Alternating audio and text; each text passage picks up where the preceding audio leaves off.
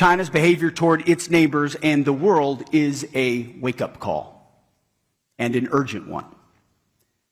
China uses its vast and sophisticated cyber capabilities to steal technology and attack critical infrastructure in your countries and in the United States as well. These actions not only compromise our countries, but endanger the lives of our citizens.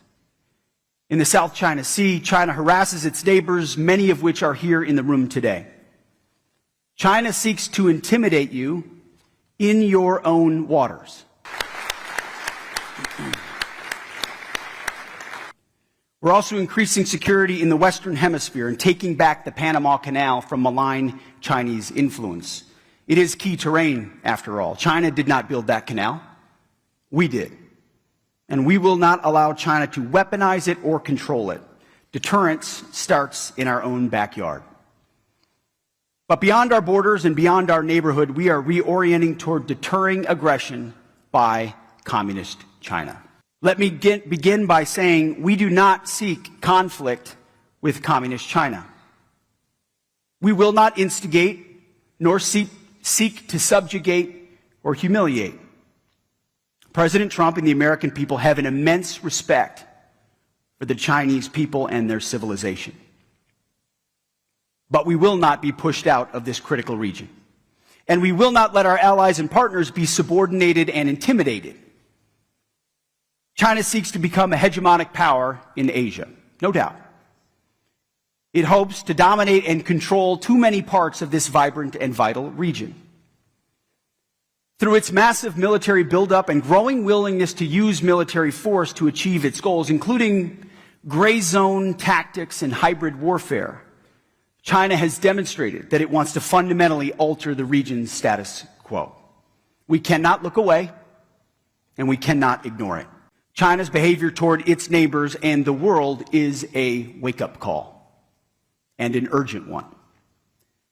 China uses its vast and sophisticated cyber capabilities to steal technology and attack critical infrastructure in your countries and in the United States as well. These actions not only compromise our countries, but endanger the lives of our citizens. In the South China Sea, China harasses its neighbors, many of which are here in the room today. China seeks to intimidate you in your own waters. Again, to be clear, any attempt by Communist China to conquer Taiwan by force would result in devastating consequences for the Indo-Pacific and the world. There's no reason to sugarcoat it. The threat China poses is real, and it could be imminent. We hope not, but it certainly could be. Facing these threats, we know that many countries are tempted by the idea of seeking both economic cooperation with China and defense cooperation with the United States. Now, that is a geographic necessity for many. But beware the leverage that the CCP seeks with that entanglement. Economic dependence on China only deepens their malign influence and complicates our defense decision space during times of tension. You see, here in the Indo-Pacific, our futures are bound together. The prosperity and security of the American people are linked to those of your people.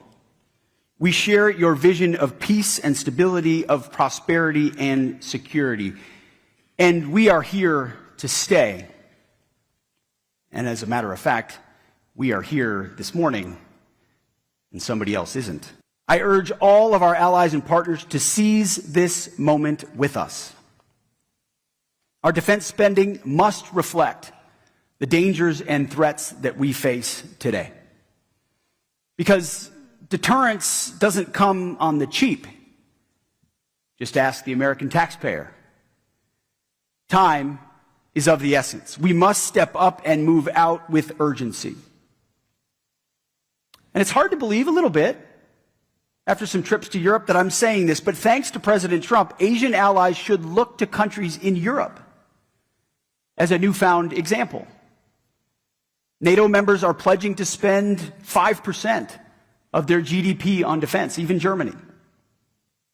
So it doesn't make sense for countries in Europe to do that while key allies in Asia spend less on defense in the face of an even more formidable threat, not to mention North Korea. We're equipping American warfighters with the most advanced capabilities so that we remain the strongest and most lethal fighting force in the world.